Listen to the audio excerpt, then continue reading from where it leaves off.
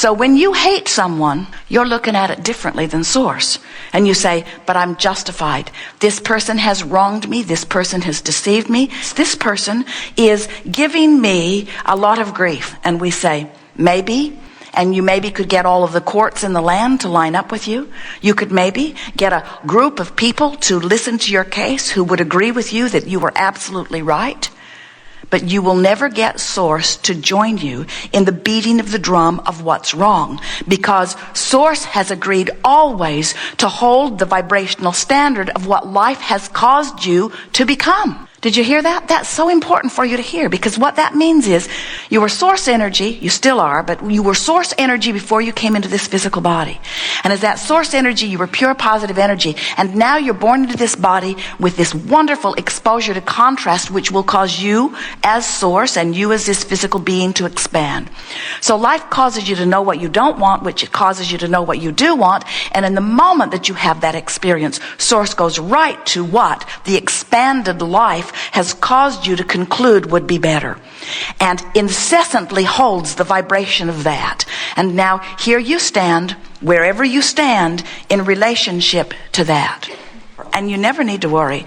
Source will never lead you to murder. Source will never lead you to wrongdoing. Source will never lead you astray from that which is God. Source is the non-physical, vibrational equivalent to all that you consider to be good. And when you allow yourself to follow that guidance, it's guidance that you can count on. But friends, it's guidance that is uniquely and specifically tailored to you. Oh, what supreme guidance you have access to. And it's present within you all day, every day, in your emotional center. Can you imagine taking your canoe down to the river's edge? You've got your paddles in the boat already, and you put it in the water and you deliberately turn it upstream and start paddling. And we say, turn it around and go with the flow, or even stop paddling. And you say, oh, Abraham, that just seems lazy. And we say, but how long can you keep this up? And you say, I don't know, but I've got a lifetime to figure it out. And then you go on to explain that this is just what your family does. My mother paddled upstream, my father paddled upstream, her mother paddled upstream. In fact, everyone that I know that is worth anything is paddling upstream. And all of the trophies and all of the monuments are given only to those who paddle upstream. And we say, but how long can you keep that up? So the stream was flowing before your body turned up here. A powerful current of well-being. And then you got here and your life caused you to add to the stream. I'd like that, I'd like that, I prefer that, I'd like that, I'd like that. And the more you live, the faster the stream goes. And so you have created for yourself what we lovingly and accurately call this magnificent vibrational escrow that is the culmination of that which you have become, that is offering a signal that is calling you to it. And you can tell when you're moving with the stream, and you can tell when you're bucking the current. A couple of weeks ago, dear friends invited Jerry and Esther while they were in Colorado to go whitewater rafting. And the stream was a very fast-moving river. It had falls that had been rated at 1, 2, 3, and even several 4s. And some of the other companies that were on the river at the same time actually took their boats out of the water and drove around a good section of this. But Jerry and Esther and their friends went right through it all. And it occurred to them as they were in the stream that it would have really taken some doing to go against that flow. That flow was moving. And while they did work hard at times to push against the current in order to place themselves in the stream, that stream was flowing.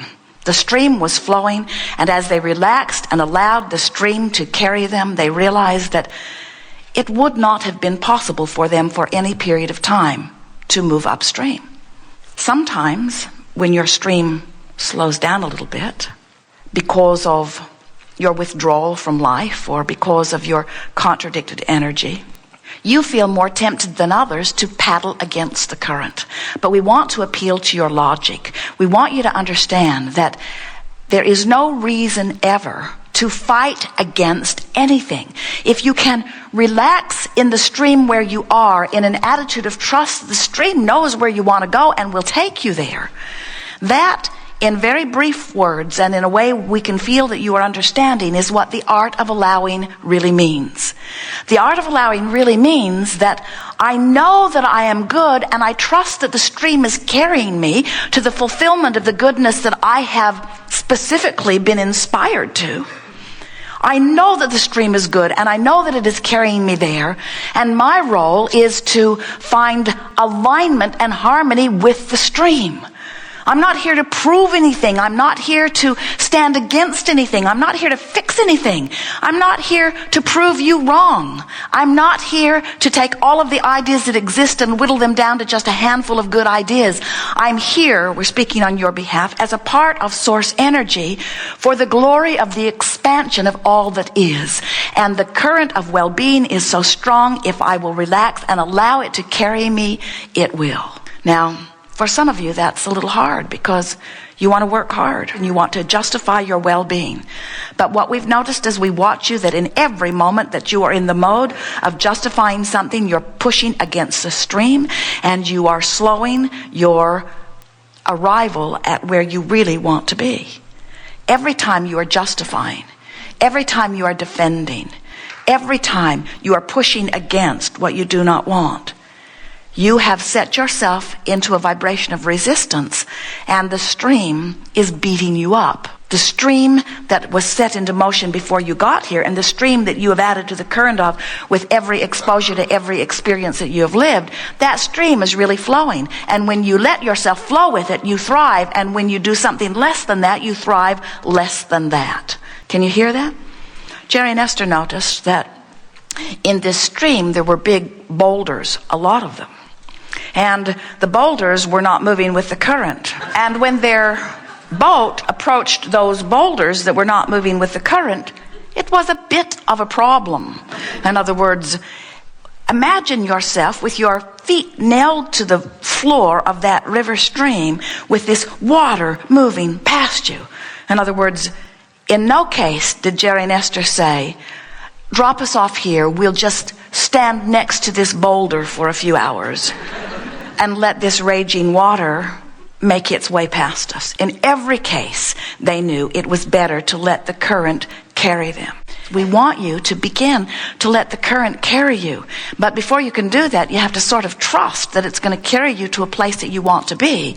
And that's so easy for us to say to you because we know what is making the current. We know that it is all of the ideas that you held as non-physical source energy. And we know it's all of the brilliant ideas that your life has caused you to want. You cannot live in a situation without, from your personal, selfish, point of view, desiring something that is beneficial to you. And if it is beneficial to you, then source says yes to it. And as source says yes to it and you allow yourself to go with it, now you begin to thrive. If you would just say, I am where I am, and relax and stop the battle of fighting against where you are, the stream would begin to carry you right away toward the fulfillment of what you're asking for. And that's why we asked you the question as we began. Those unfulfilled desires are still pleasing you? And you lied and said yes. But we want you to say, yes, those unfulfilled desires are pleasing me because I know that they're downstream and I know that the current is taking me there. And I know that it's not a question of if I will achieve them, it's only a matter of when. And the current is flowing, and meanwhile I'm having a glorious time on this river. That's the attitude that we want you to have about your magnificent life here in this physical experience. We've been talking to a lot of you for quite a long time, and you're really getting the hang of this, and you're working to feel as good as you can feel, but you still have the attitude that if I'm here, I'm in a place I shouldn't be, so I should darn well get myself over here as quickly as I can. And we say, sure, you'll feel better when you get here, but this is the thing that we want today to mean to you. If you're here or anywhere along there, if you'll just stop pushing that way, in other words, drop the oars, the current will turn you, and the current will begin to carry you. And friends, that is where the relief factor happens. In other words, in the moment that you stop the struggle, you're going to feel the relief. And the relief will compound itself as the stream will carry you, and it will, we promise you, closer and closer to where you want to be. So why do you point out those who are wrong and rail against them when all you have to do is say, you might want to write this down, it's profound. You're laughing at profound. They've seen us coming. I am where I am. I am where I am. But feel what we're saying to you. I am where I am, and where I am is just fine. I am where I am, because in it being all right, I've stopped paddling against the stream. In it being all right, I've relaxed into the current. In it being all right, the current will take me, because, friends, that current was going before you came into this body. That current adores you. That current knows your worthiness. That current, that source energy current, that source energy that is you has become more because of you. There is unconditional love being flowed to you by source energy. Source never stops calling you. The call is always there. The call is always there. The question is, can you hear the call? I don't think I can. The call of source should sound like harps and angels, shouldn't it? Well, Jerry and Esther have noticed, as they are moving around, flowing in their bus, loving life, loving each other, loving their work, loving the birds, loving the streams, they drove down the Columbia River Gorge. Esther thought she would die as she drove. It was so beautiful. Perfect day, perfect weather, the color of the river, long, long river. It followed the road for hundreds of miles. And as they were in that state of appreciation, just the slightest attention to something else that they loved would send them right over the edge into rapturous emotion of well-being. So if you are somewhere in the vibrational proximity of alignment with source, and you find yet another thing to focus upon that makes you feel wonderful, oh, it does feel like harps and angels. Yes, it does. Call of source. But if you're in despair, the call of source sounds like revenge. If you're in revenge, the call of source sounds like rage. If you're in rage, the call of source sounds like anger, and then less anger, and then overwhelmment and frustration, and then hoping, and then believing, and then knowing, and then joy. In other words, it's relative. It's relative. And the thing that is messing so many of our human friends up is that they are trying to weigh and evaluate and compare the circumstances of life, the conditions of life. We understand why you would do that. You look out and you see something that makes you feel wonderful, and you say, oh, I would support that. I will promote that. I'll put my time and energy and money behind something like that because I approve and agree with that. And then you look over there at something that you don't want and you say, oh, I want not that. And what most of our physical human friends do not understand is that when you say yes to something that you like, you activate a vibration of it within you, and law of attraction brings more of it to you. But when you look at something you don't like and you yell no at it, you activate the vibration of it, which means law of attraction brings it to you. This is a universe based on vibration. It is a universe based on inclusion. There's no exclusion in a vibrational universe that is based upon law of attraction, which means when you see something, whatever it is, and you give it your attention long enough, you will activate it within your vibration. And when you activate it within your vibration, not only does your point of attraction become affected by the activation, but the way you feel is affected by it. So, what did we just say to you? We're going to say something to you we have not said before. So, source energy, that larger part of who you have become, is offering a powerful vibration of well-being that is attracting well-being to you. And if you let that be the vibration of your being, then only well-being can come. But you can hold yourself in resistance to it. But only you can hold yourself in resistance to it. Only you. Isn't that good to know? You're in total control because you have guidance that lets you know how you feel. And little by little, no matter what your beliefs are, you can begin to bridge them or modify them so that you become more of a perfect vibrational match to how Source sees life through your eyes. As humans, do you know sometimes you're sick and you want to be well and you can't figure out how to get there, and so you let them pronounce you terminal, and we say, they can't possibly know about vibration. They can't possibly know that the inner part of you is over there living the wellness that your life has caused you to ask for, and that if you had just let go of those oars and stop paddling upstream and trust in the wellness of your being that is already mostly already achieved.